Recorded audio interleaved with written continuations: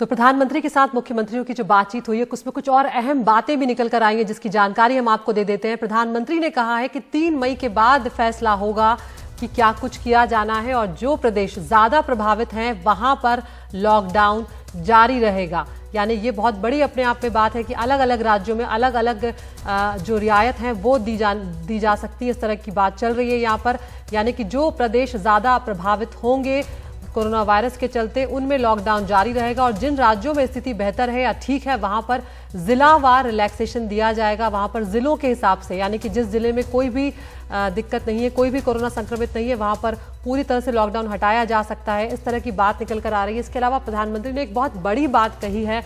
उन्होंने कहा है कि हमें अर्थव्यवस्था को लेकर परेशान होने की बिल्कुल भी जरूरत नहीं है।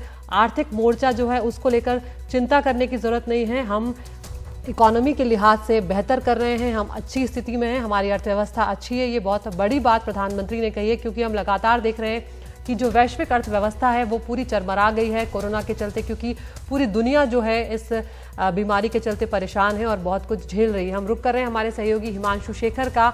हिमांशु, अर्थव्यवस्था के लिहाज से प्रधानमंत्री ने बहुत बड़ी बात कही है। ये उन्होंने कहा है कि अर्थव्यवस्था के फ्रंट पर हमें परेशान होने की जरूरत नहीं है, हमारी अर्थव्यवस्था अच्छी है।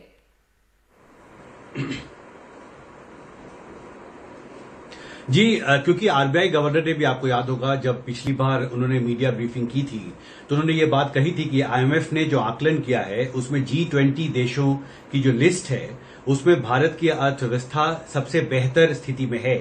और उन्होंने कहा था कि ऐसे वक्त पर जब अंतर्राष्ट्रीय अर्थव्यवस्था एक बड़ी मंदी की तरफ बढ़ती नजर आ रही है, भारत की जो जीडीपी विकास दर है, आईएमएफ ने कहा है कि 1.9% रहने की उम्मीद है मौजूदा साल में, जो G20 देशों के दूसरे जो देश हैं उसके मुकाबले में सबसे बेहतर है।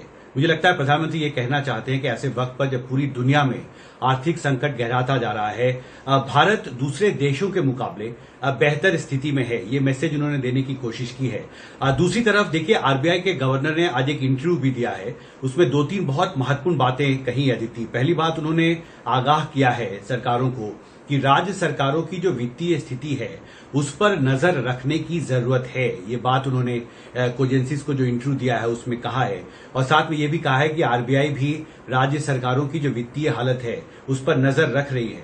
उन्होंने ये भी कहा है कि बहुत सारे अर्थशास्त्रियों ने और आरबीआई के जो पूर्व अधिकारियों ने कहा है कि फिस्कल डेफिसिट के जो टारगेट्स हैं वो सरकार ओवरशूट कर सकती है। तो सतर्क किया है, आगाह किया है, लेकिन साथ ही आगे का एक रास्ता भी प्रधानमंत्री ने दिया है। अदिति जी, शुक्रिया हिमांशु इस तमाम जानकारी के लिए आपका।